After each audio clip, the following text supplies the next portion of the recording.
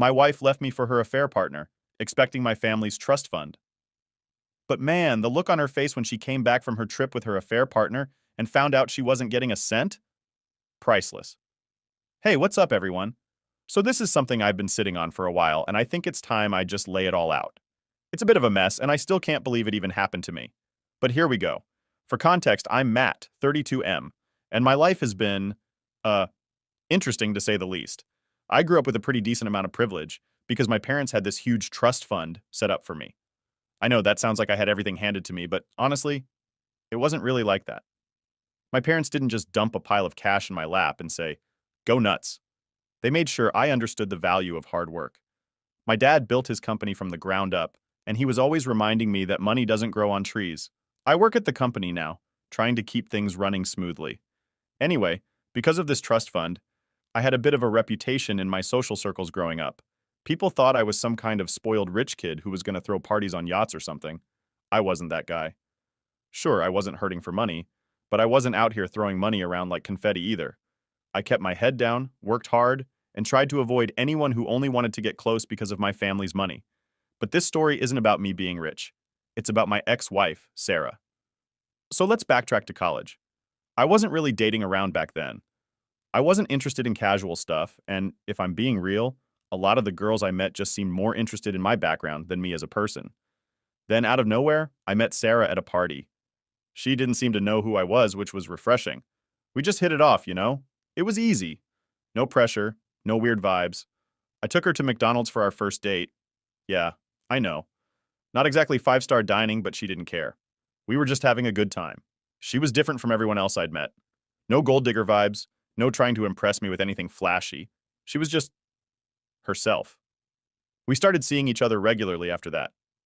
Things moved pretty fast, but it all felt natural. I'm not one of those guys who dates for years and years before making a decision. If I like someone and we click, I'm in. After about a year, I was head over heels for her. She was the first girl I ever brought home to my parents, which was a big deal for me. My folks absolutely loved her. I mean, what's not to love? She was smart, funny, and she always made it clear that she didn't need my money. She even refused any expensive gifts I offered, saying that kind of stuff could wait until we were married. Looking back, maybe that should have been a red flag. But I was so caught up in it, I didn't see it at the time. To me, she was the perfect match. She had her own job at this advertising firm, making decent money on her own. She wasn't after mine, right? Or so I thought. Anyway, we got married a year later. My parents threw this massive party for us, and everything felt perfect. They even wanted to put Sarah on the trust fund as a beneficiary, which is a pretty big deal in my family. But Sarah didn't even seem fazed by it. That's another thing that really stuck out to me.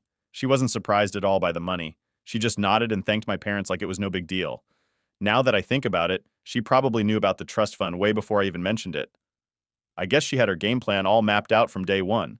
We were married for about 6 years, and during that time, she played the perfect wife. She got along with my parents great, showed up at every family event, and always made it seem like we were this happy, perfect couple. To anyone on the outside, we looked like we had it all. We had a nice house, good jobs, and from the outside, everything seemed fine. But about a year ago, things started to shift. It wasn't anything big at first, just small stuff, like Sarah started traveling a lot more for work. She had always traveled for her job, but now it felt like she was gone every other week. I figured she was just busy, and since I was always working too, I didn't think much of it. I trusted her. The real turning point happened when my parents passed away, one after the other, within 6 months. Losing both of them like that wrecked me. I didn't know how to handle it, so I just buried myself in work. I was in charge of the company now, and I couldn't afford to let my emotions get in the way. I was working long hours, barely sleeping, just trying to keep everything running. Meanwhile, Sarah seemed distant. At the time, I chalked it up to her grieving in her own way, but she never once asked how I was doing. Not once. It's like she didn't even care that my world was falling apart. Still, I didn't want to be the guy who forces his feelings onto other people, so I let it go. I figured she'd come around when she was ready. 2 weeks after my mom's funeral, I decided to come home early from work and try to talk things out with her. I was thinking maybe we could take a trip somewhere, just to get away from all the stress for a while. I even stopped by a flower shop and grabbed a bunch of roses. You know, trying to be the good husband, do something nice for her. When I got home, that's when things really took a turn. I walked in, and there was Nick, her boss, sitting in the living room with his bags packed. At first, I thought maybe they were there to talk to me about the trust fund or something. It wouldn't be the first time we've had to meet up about that stuff. But then, Sarah came out with 2 suitcases of her own. She looked at me, dead in the eyes, and said, I was going to leave a note, but I guess this works. I'm leaving you, Matt. Nick and I are going to Italy, and, well, I'll be filing for divorce. Don't worry, though. Your parents made sure I'll be well taken care of. And just like that, she was gone. That's how it all started. One minute, I'm coming home with roses, thinking I'm going to have a nice night with my wife, and the next thing I know, she's walking out with her affair partner, not even looking back.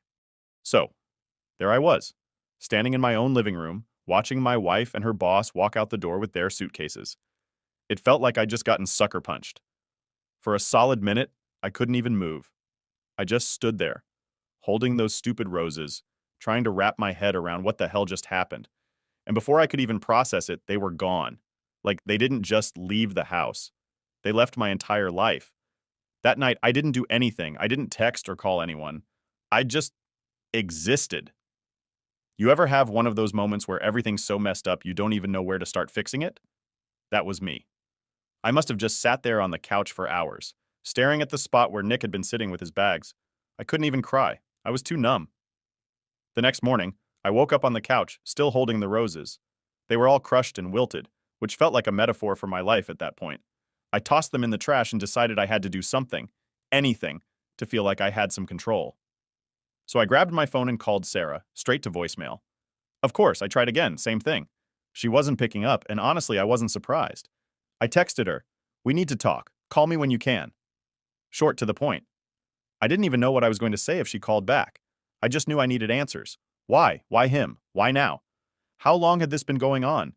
But Sarah didn't call back that day, or the next. The silence was killing me. It was like, one minute I had this life, this plan, and now it was just gone. And nobody was talking to me.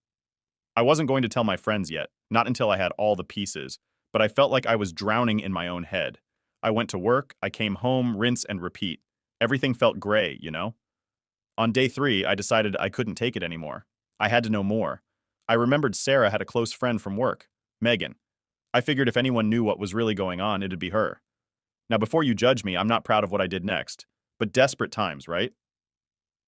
I scrolled through Sarah's texts while she was in the shower one day last week. I know, it's not cool to go through someone's phone, but something felt off for a while, and I was too stupid to confront her back then. Anyway, I found Megan's number. I called her. Hey Megan, it's Matt, Sarah's husband. I tried to sound casual, but my voice cracked halfway through. There was a pause on her end, and I could tell she wasn't thrilled to hear from me. Oh, hey Matt, is everything okay? I could hear the tension in her voice, so of course I went in for it. Listen, I don't know how much you know about what's going on, but Sarah left me with Nick. I need to know how long this has been happening. Another pause. Longer this time. I could practically hear her weighing her options. Eventually, she sighed. Matt, I'm really sorry. I didn't want to be involved in any of this. It's been going on for about a year. I told her it was wrong, but she didn't listen. A year? They'd been sneaking around behind my back for a year. I felt like my brain was going to explode. Megan, why didn't you tell me? I tried to keep my voice calm, but I was losing it. I mean, I thought you were her friend. She sighed again. I am her friend, Matt. But it's complicated. Sarah and Nick? I don't know. She told me she wasn't happy anymore. She said you were always at work, and that she needed something different. Different? What the hell did that even mean? We had a good life, a great one even. I was doing my best to make sure our future was secure, and apparently that wasn't enough for her. My mind was spinning, but I forced myself to stay on the phone. And what about the trust fund? I asked, my voice tightening. Was that part of the plan too? Megan hesitated.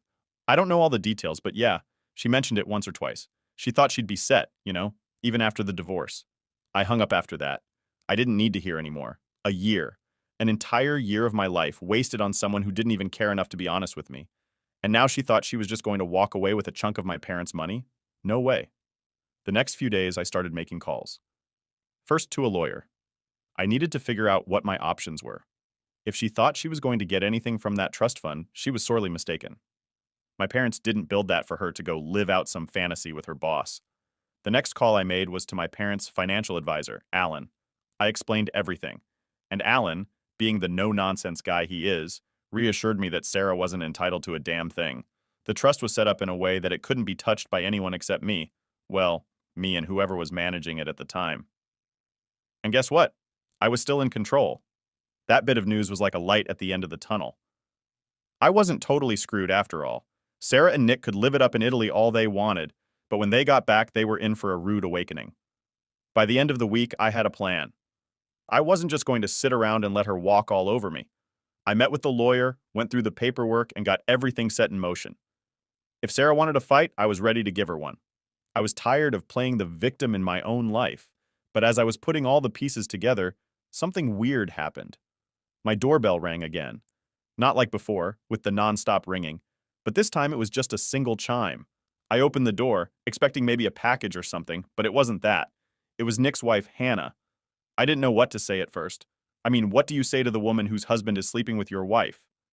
But before I could say anything, she stepped inside looking just as wrecked as I felt. "We need to talk," she said, her voice low and steady. "I know what they've been doing, and I think we can help each other." All right, so, picking up from where I left off, Hannah showed up at my place looking just as wrecked as I felt. I didn't know what to say. What do you even say to the wife of the guy your own wife ran off with? "Hey, sorry my wife's a cheating liar too?" But before I could open my mouth, she came in like she owned the place and just said, "We need to talk." We both stood there in awkward silence for a minute before she dropped onto my couch like she'd been here 1,000 times.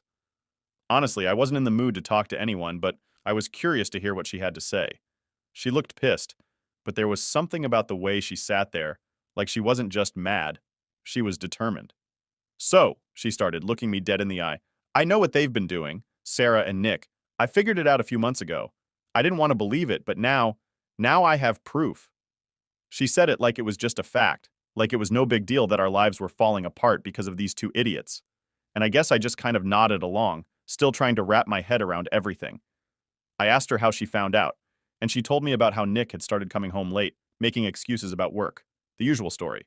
But then she saw some weird charges on their joint credit card. Fancy hotels, dinners at restaurants they'd never been to together. When she confronted him, he brushed it off, said it was all business stuff. But Hannah wasn't stupid. She dug deeper, going through his phone, his emails, and that's when she found everything. Photos, texts, all the evidence she needed to know that Sarah and Nick had been sneaking around behind our backs for months. She showed me some of the messages on her phone. They were disgusting. Nick was going on and on about how passionate their relationship was, and how Sarah understood him in a way no one else did. The guy was delusional. Meanwhile, Sarah was complaining about me working too much, saying she felt neglected. It was like reading the most cliché romance novel, except this one was ruining my life. I just sat there in shock. A part of me wanted to ask why Hannah hadn't told me sooner, but I knew the answer. Who wants to admit that their partner is cheating on them? And honestly, would I have been ready to hear it before all this went down? Probably not. After a few minutes of silence, Hannah looked at me and said, "We need to do something. They can't just get away with this." I could see the fire in her eyes, and for the first time in days, I felt a little spark of something too. Maybe it was anger. Maybe it was relief that I wasn't going through this alone. But whatever it was, I was on board. We started talking about what we could do. She already had her lawyer involved, and I was in the process of getting mine. But it wasn't just about divorce. We both knew Sarah and Nick were expecting to come back from their little vacation and live the high life. They thought they could just ditch us and walk away with everything. But no, I wasn't going to let that happen. I told Hannah about the trust fund, how Sarah thought she'd still have access to it. She laughed. Not in a funny way, more like an, "Are you kidding me?" kind of way. That's when I realized Hannah wasn't just upset, she was ready for war. "I don't care what it takes," she said. "They're not getting away with this. We need to hit them where it hurts." She started talking about all the things we could do legally, and man, she was sharp. Way sharper than I expected. She already had a plan forming in her head, and it was clear she wasn't just out for revenge, she wanted justice. We spent the rest of the afternoon going over everything. Every detail, every document. She wanted to make sure that when Nick and Sarah came back, they'd have nothing waiting for them but consequences. She even talked about digging into Nick's business finances, seeing if there was anything shady going on there. I hadn't even thought about that. By the end of it, we had a solid plan. It wasn't just about getting divorced and moving on. No, this was about making sure they didn't get a single dime from us. They'd already taken enough. I wasn't going to let them take more.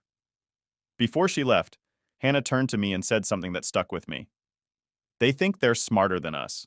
They think they can just waltz back into our lives and we'll roll over. but they're in for a surprise. We're not going to make this easy for them. And she was right. I was done being the nice guy. I was done sitting around, waiting for things to happen. This was my life, my future, and I wasn't going to let them walk all over me anymore. After Hannah left, I sat there for a while just thinking about everything that had happened, thinking about the future.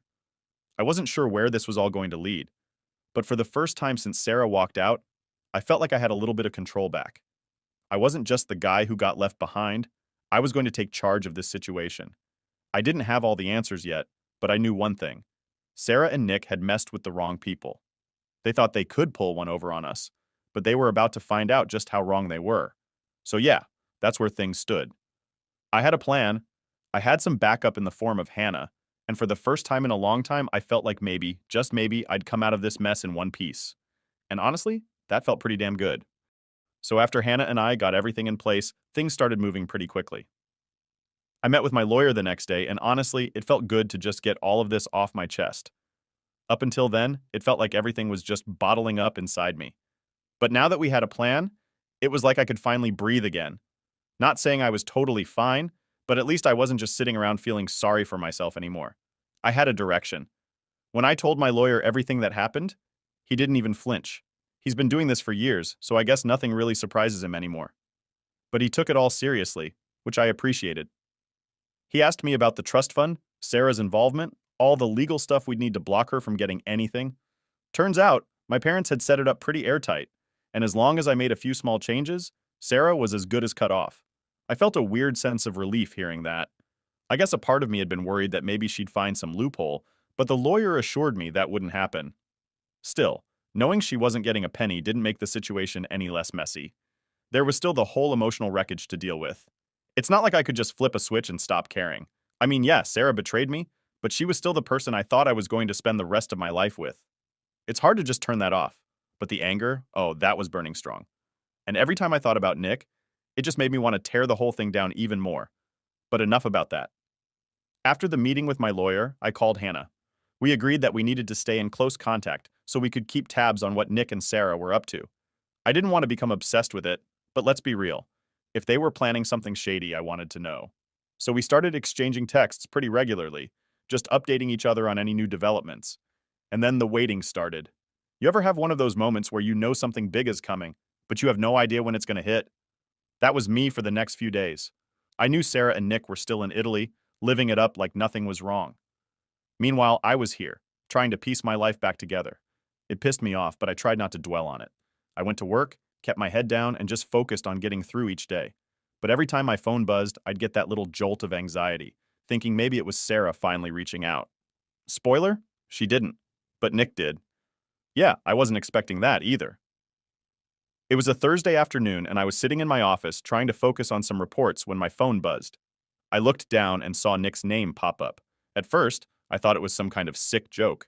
Why would this guy be calling me? Did he accidentally dial me or something? I almost didn't pick up, but curiosity got the better of me. Hello? I answered, trying to keep my voice steady. There was a pause on the other end, and then Nick's voice came through, all casual like we were old buddies. Hey, Matt, man, I just wanted to, clear the air between us. Clear the air? I almost laughed out loud. This guy stole my wife, wrecked my marriage, and now he wanted to clear the air. But I bit my tongue and let him talk. I know things have been kind of tense, but I just want you to know, Sarah and I, this wasn't personal. It just happened. His voice had that slimy tone to it, like he was trying to smooth things over with some half-assed apology. I couldn't help it. I snapped. Not personal? You're sleeping with my wife, Nick. How exactly is that not personal? There was another pause, and then he gave this awkward chuckle. I get it, man, you're upset. But let's not make this harder than it needs to be. Sarah and I, we're serious. And I think it'd be best if we all just moved on. I didn't know whether to punch something or laugh. The audacity of this guy. Oh, don't worry, Nick, I said, my voice dripping with sarcasm. I'm moving on. In fact, I've already talked to my lawyer. Sarah's not getting a dime, and neither are you. That seemed to catch him off guard. He stammered for a second before he managed to say, Wait, what do you mean? Sarah said... I cut him off. Sarah was wrong.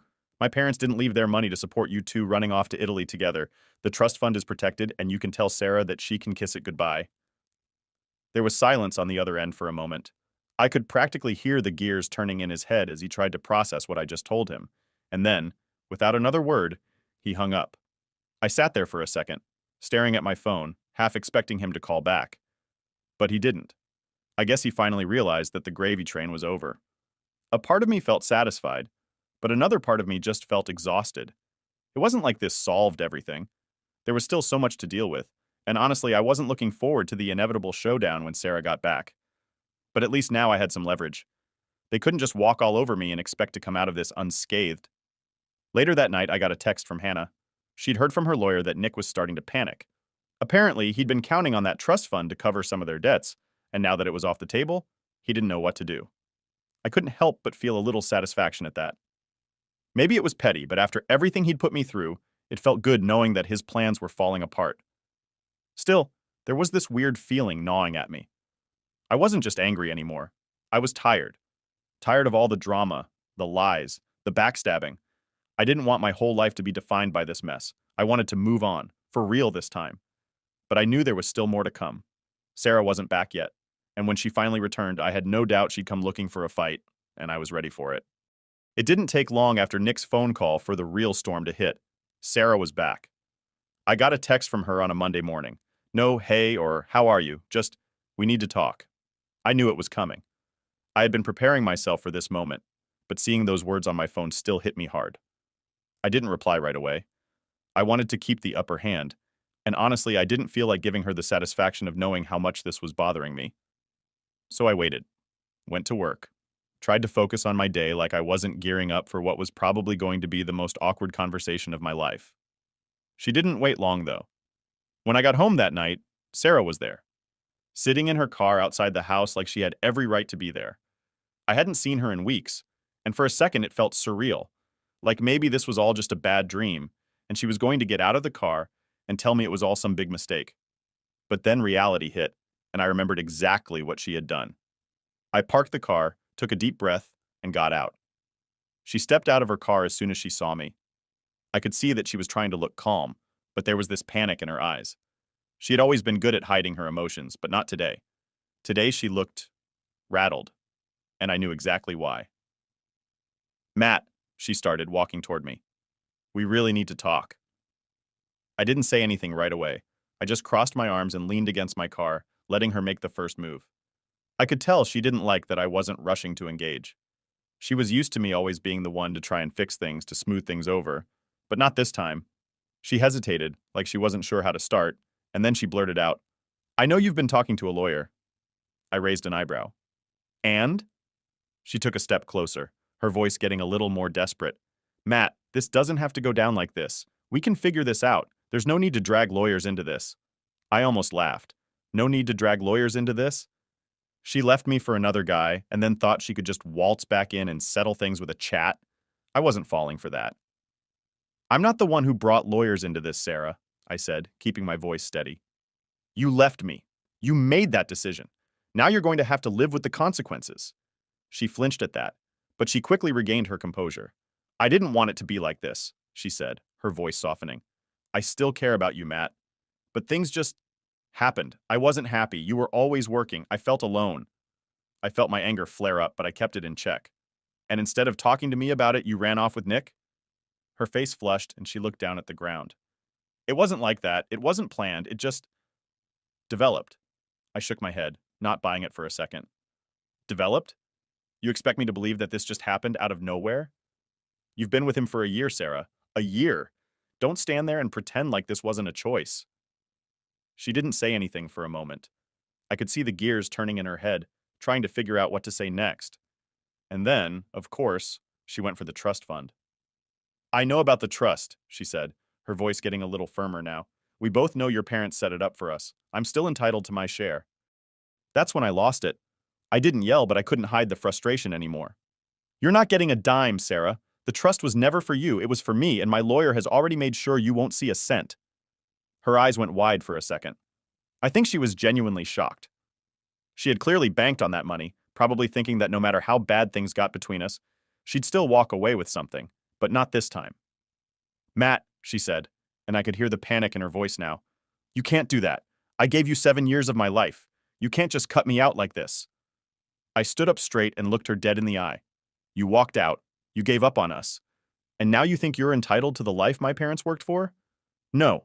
You made your bed, Sarah. Now you can lie in it. She looked like she was about to argue again, but then she stopped. Her whole demeanor shifted, and she started tearing up. Please, Matt, she whispered. I don't know what to do. Nick's job isn't stable. We've got debts. I need your help. There it was. The real reason she was here. Not because she wanted to fix anything between us. Not because she cared. She was here because she was desperate. Because she needed me to bail her out. And that's when I knew, without a doubt, that I had made the right decision. I'm sorry you're struggling, Sarah, I said, though my voice was cold. But that's not my problem anymore. Her tears started falling, and for a brief moment I felt a pang of guilt. Not because I thought I should help her, but because a part of me still remembered the woman I fell in love with, the woman I thought I'd spend the rest of my life with. But that woman was long gone. I couldn't let my emotions drag me back into her mess. She didn't say anything after that. She just stared at me, tears running down her face. Finally, she turned and walked back to her car, her shoulders slumped in defeat. I watched her get in and drive off, and for the first time since this whole thing started, I felt like I could finally move on. It wasn't the victory I imagined it would be. There was no big moment of satisfaction, no feeling of triumph. Just relief. Relief that it was over. Relief that I could finally close this chapter of my life and start thinking about what came next. And as I stood there, watching the taillights of Sarah's car disappear down the street, I realized that I didn't need anything from her anymore. Not her apology, not her explanation, nothing. I was done. Finally.